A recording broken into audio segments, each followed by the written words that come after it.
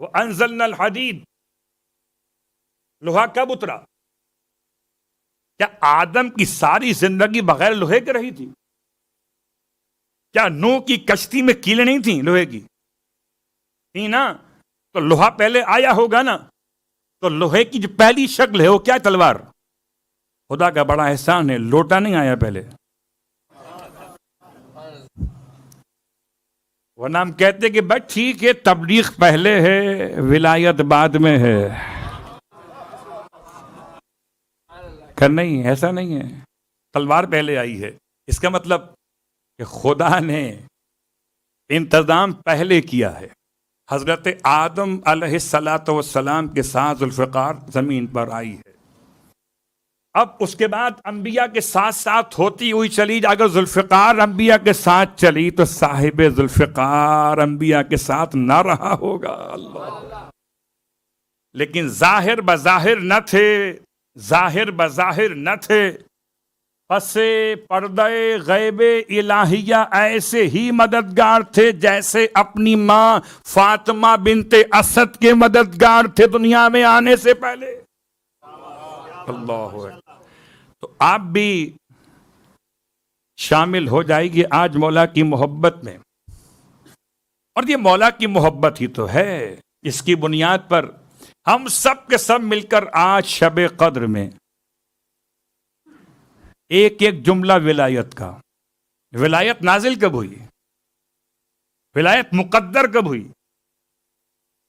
نہ شب جمعہ، نہ شب ہفتہ، نہ عید کے دن، نہ بقرعید کے دن، نہ حج کے دن، ولایت واجب ہوئی جب مقدر واجب ہوا۔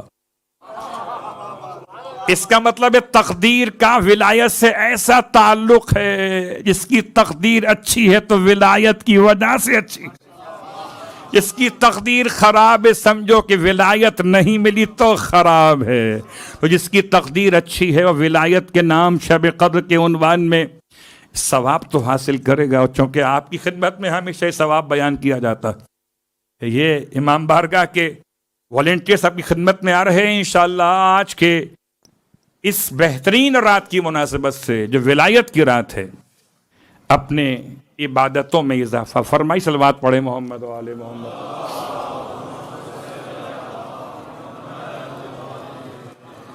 مومنین، یہ کلیکشن امام بارگاہ علی رضا شارجہ کے ماہ رمضان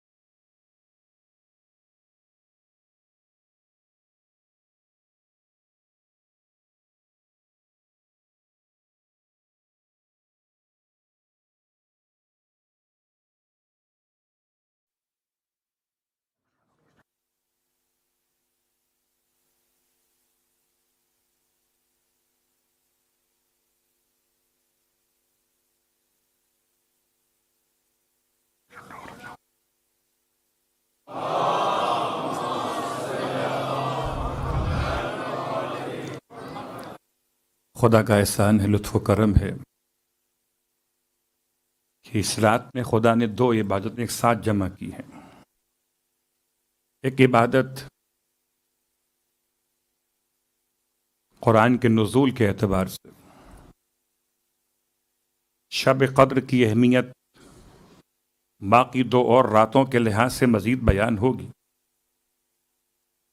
لفظ سمجھنے کے لیے اتنا ہی کافی ہے۔ شب قدر، قدر مطلب احترام والی رات، اور جس کی سمجھ میں جتنی قدر آئے اتنا ثواب ملتا ہے۔ اور عجیب بات ہے، رات قدر کی ہے، فیصلہ ولایت کا ہے، سہارا زہرا کا ہے۔ یہ میں نہیں کہتا، امام جعفر صادق علیہ السلام کے جملے۔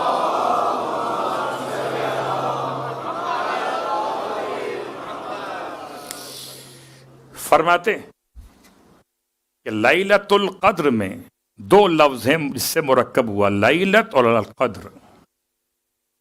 لیلت اور القدر، فرماتے ہیں ان دونوں کا ایک ظاہری معنی ایک تنزیل یعنی شب قدر، ایک رات، اور ایک تعویلی معنی کہ جو آل محمد کے سوا کوئی اور بیان نہیں کر سکتا۔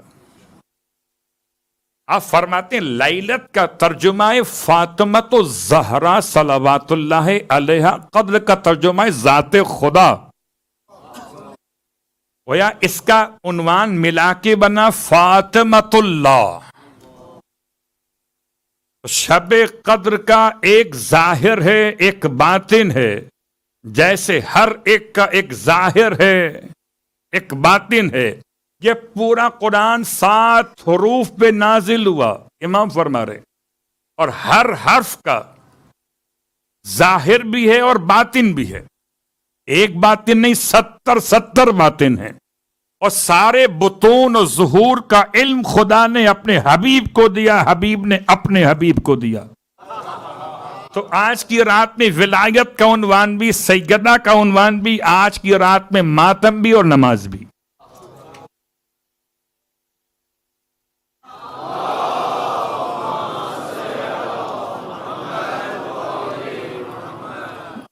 کل بھی میں نے پیغام دیا تھا اور آج اس پیغام کو ریپیٹ کروں گا ایک جملے کے ساتھ، لیکن اس سے پہلے سن لیجئے کہ آپ سب کے سب جب سے ماہ رمضان کا چاند دکھائی دیا تب سے یہاں پر ذکر آل محمد ہو رہا ہے۔ آج کون سی طاقت آپ کو لے کر آئی؟ کون سی طاقت تھی جو آج آپ کو نکال کے یہاں پر لے کر آئی؟ آپ پہلی شب میں نہیں آئے، دوسری میں نہیں آئے، تیسری میں نہیں آئے، آج کیوں آئے؟ اگر آپ اپنی مرضی سے آئے ہوتے تو روز آتے نا، آج کیوں آئے؟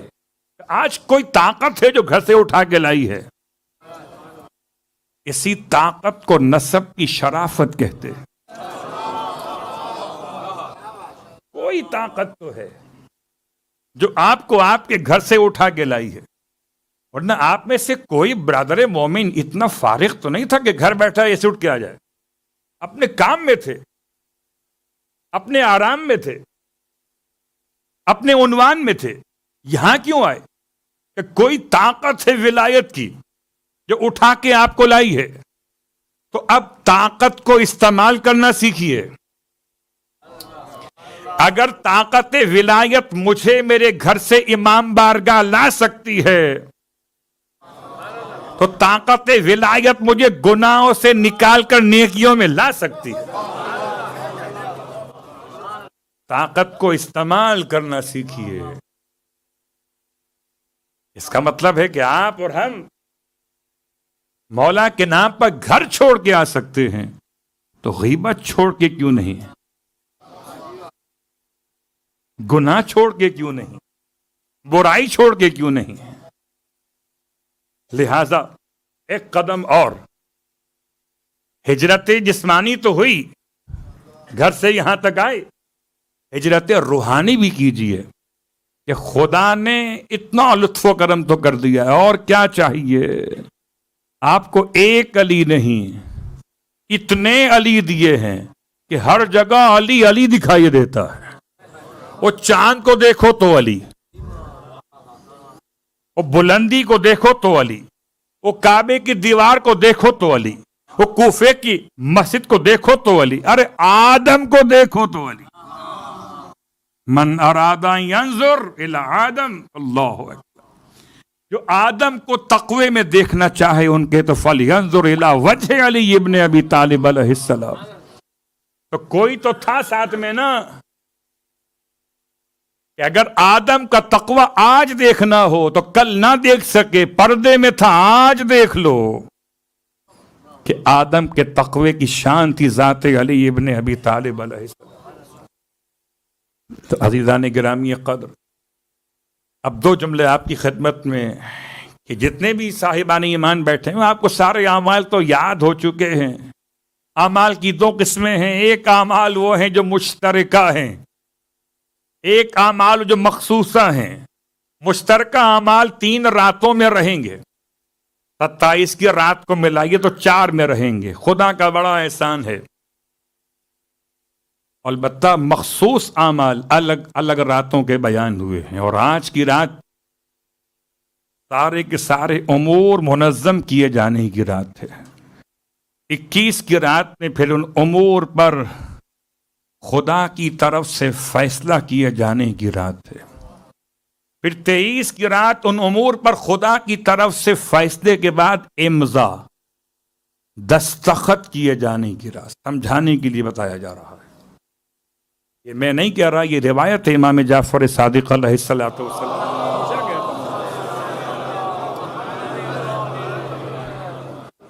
تو انشاءاللہ ان اعمال کے ساتھ ساتھ میں آپ سب سے کہتا ہوں کہ جیسے صفوں میں نماز پڑھتے ہیں صف بنا کر، ایسے ماتم کیا کہ صف بنا کر۔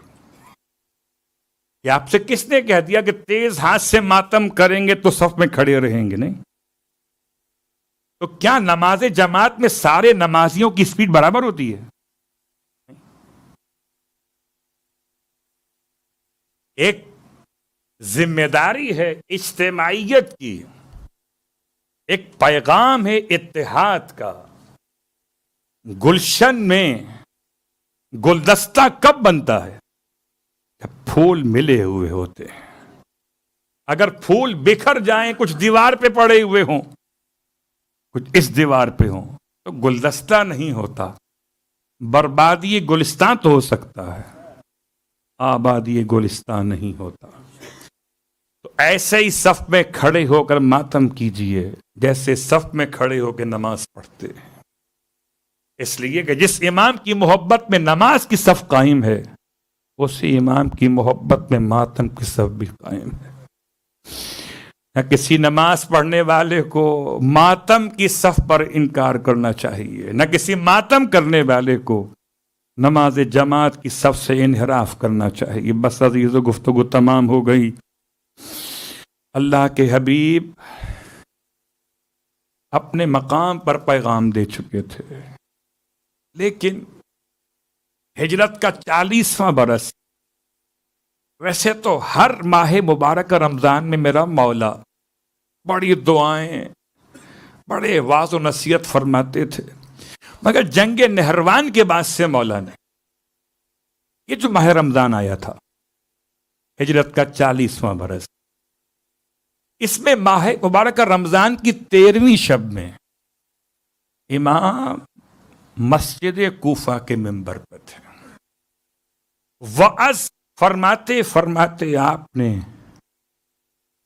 مجمع میں بیٹھے ہوئے اپنے بیٹے امام حسن کو مخاطب کیا، اے ابا محمد، ماہ رمضان کی کتنی تاریخیں گزر گئیں؟ امام حسن مشتبہ کھڑے ہو گئے، بابا 13 13 راتیں گزر چکی ہیں۔ پھر آپ متوجہ ہوئے، ابا عبداللہ، اے بیٹا حسین، کتنی راتیں اور باقی رہ گئیں؟ ابا عبداللہ مولا حسین کھڑے ہو گئے، فرمائے بابا 17 راتیں سب عطا اشر باقی رہ گئے. امام نے اپنی ریش مبارک پر ہاتھ رکھا، فرمایا یہی ہے اس کا وعدہ لیا گیا، اس ریش کو سر کے خون سے خضاب کر دیا جائے. اجرکم اللہ. رونے والوں،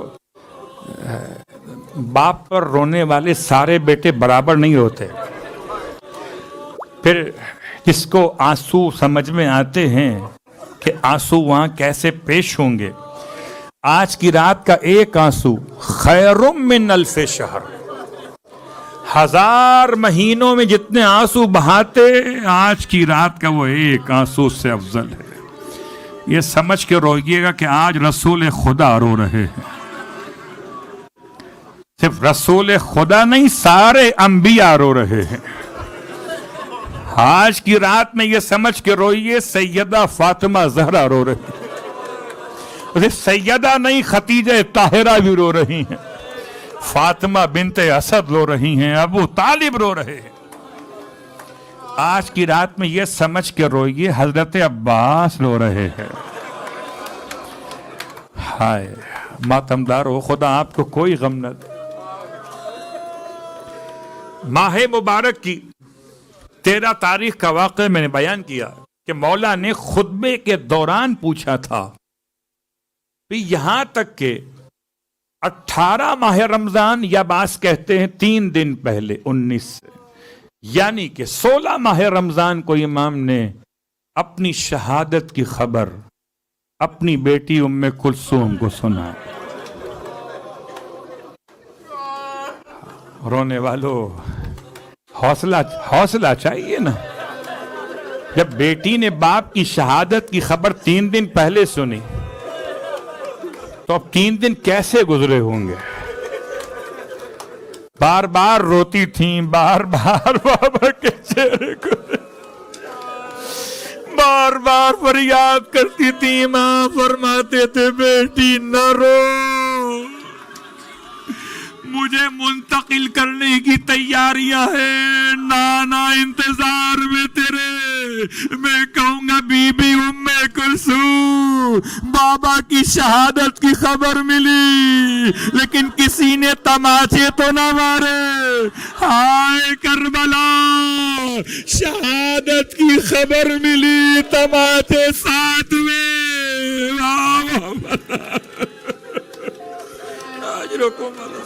اجرکم علی الزہرا. ہائے ماتم دارو. اور امام 40 ہجری کے اس ماہ مبارک رمضان میں امام کا معمول یہ بن گیا تھا کہ ہر ایک رات اپنے ایک کسی اولاد کے گھر میں افطار فرماتے تھے. کبھی مولا حسن کے گھر میں، کبھی مولا حسین کے گھر میں، کبھی جناب زینب کے گھر میں، کبھی ام کلثوم. جتنے بیٹھے اولاد والے بیٹھے. چھوٹی بیٹی حضرت ام کلثوم کے گھر میں بھی آپ افطار فرماتے تھے. اور امام کا معمول یہ تھا کہ 3 لقموں سے زیادہ نوش نہیں کرتے تھے. فرماتے تھے خدا سے ملاقات کرنا چاہتا ہوں کہ شکم خالی رہے جب خدا سے ملاقات. واہ محمد. وہ 19ویں سحر ہے، شب 19 ختم ہو رہی ہے. ایسے میں کہتے ہیں یہ افطار اور سحر دونوں کا اعتبار الگ الگ تھا. وہ 3 لقمے الگ ہیں. یہ سحر کے وقت میں بیٹی نے انتظام کیا باپ کے لیے، روٹی ہے، ساتھ میں تھوڑا سا دودھ پیالے میں، ایک چھوٹے سے ایک پیالے میں نمک رکھا ہوا ہے. جب باپ کے سامنے لا کے رکھا امام رونے لگے. عجیب جملہ فرمایا، بیٹی ایسا سلوک کوئی اپنے باپ کے ساتھ کرتا ہے کیا جیسا تم نے میرے ساتھ کیا؟ ام کلثوم لرز گئی، بابا مجھ سے کیا خطا ہو گئی؟ فرمایا بیٹی کیا تمہیں نہیں معلوم کہ تمہارے بابا نے کبھی ایک وقت میں 2 سالن استعمال نہیں کیے؟ اللہ اکبر. 2 کھانے استعمال نہیں کیے.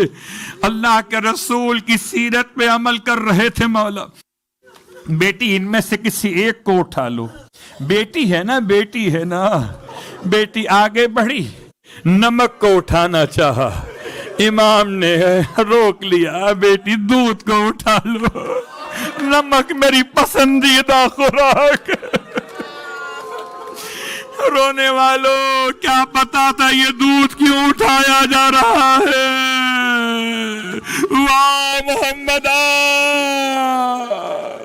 آخری ساعتیں ہیں, 19ویں شب ہے. میرا مولا ابھی ام کلثوم کے گھر میں ہیں کہ اچانک مولا کو باہر سے شمشیروں کی آواز محسوس ہوئی.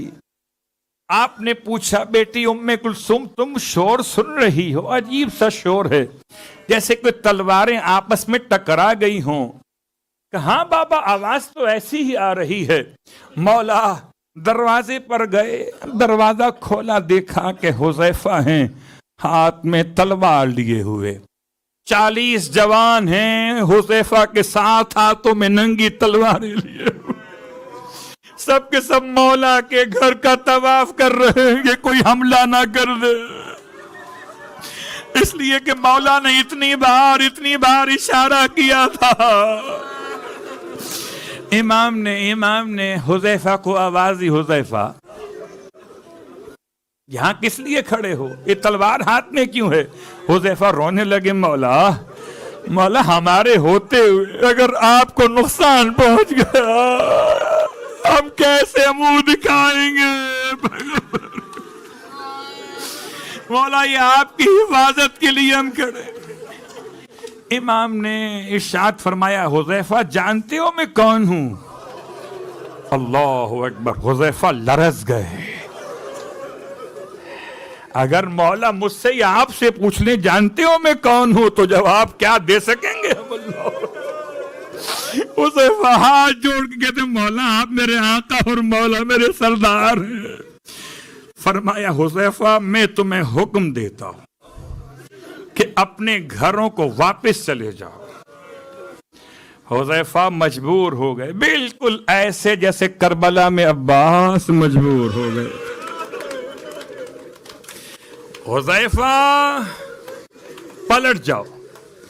حذیفہ کہتے میں اپنے گھر کی طرف آیا, بادل ناخواستہ مولا کو چھوڑ کے جانا مجھ سے رہا نہیں جا رہا تھا. کوئی رات میں حملہ نہ کر دے, کہیں وہ رات یہی رات نہ ہو جس کے لیے مولا بتا رہے تھے. ایسے میں کہتے میں گھر پہنچا تو دیکھا میری شریک حیات ننگے پاؤں صحن میں پریشان ٹہل رہی ہے. پوچھا, حذیفہ تم چھوڑ کے مولا کو آ گئے؟ اکیلا چھوڑ کے آ گئے مولا. حذیفہ کہتے میں نے کہا میں نے اکیلا نہیں چھوڑا, مجھے مولا نے بھیج دیا. عرب سمجھاتے ہیں شریک حیات کو, تم جانتی ہو مولا تو فاتح خیبر ہیں, قاتل مرحب و انتر, بالا کس میں مجال ہے جو ٹیڑھی آنکھ سے میرے مولا کو دیکھ سکے. ایک گھر میں باتیں ہو رہی حذیفہ کی اور ان کی اہلیہ کی. کہتی ہیں اہلیہ ان کی کہ حذیفہ نے, کیونکہ وقت آخر قریب تھا سحر کا, ذرا سا کمر سیدھی کرنے کے لیے لیٹے تھے کہ اچانک سے باہر شور مچا. اچانک سے باہر شور مچا اور اب جو حذیفہ کو اٹھایا, اٹھو کہ منادی ندا دے رہا, واللہ قد تہدمت ارکان الہدی, قسم اللہ کی ہدایت کے ارکان گر گئے, قسم خدا کی ارے ہدایت کے ارکان گر گئے. اجرکم علی اللہ. حذیفہ کہتے میں گھر سے باہر نکلا تو مسجد کوفہ کے در و دیوار لرز رہے تھے. لوگ گلیوں میں دوڑ رہے تھے، واہ مصیبتا واہ محمد، علیہ کی صدائیں بلند تھی۔ حذیفہ کہتے میں مسجد میں رونے والے بس جملہ آخری پڑھوں گا، آپ نے گریہ کیا ہے، آپ نے گریہ کر لیا، مجلس تمام ہو گئی۔ یہ کسی تاریخ میں وضاحت سے نہیں ملتا کہ گھر میں کیا قیامت ہوئی، ہاں اتنا ملتا ہے کہ زینب و ام کلثوم دروازے تک آ گئی، دروازے تک آ گئی۔ منادی کی ندا تھی، الا قد قتل امیر المومنین، الا قد قتل وصی رسول اللہ۔ میں کہوں گا شہزادیوں آج دروازے تک آ گئی، ارے کل کربلا کا میدان ہوگا، منادی کہے گا الا قد قتل الحسین، الا قد اللہ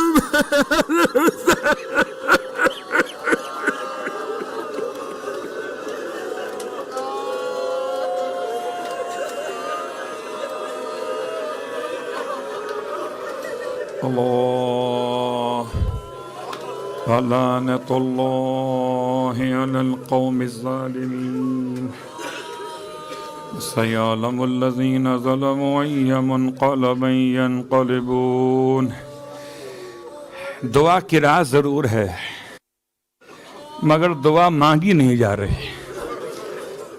جس کا باپ زخمی ہو گیا ہو تو بیٹا اس دن روزی روٹی نہیں مانگتا، جس کا باپ مصلی پر زخمی ہو گیا ہو وہ اپنی اولاد کے حق میں کوئی دعا نہیں مانگتا۔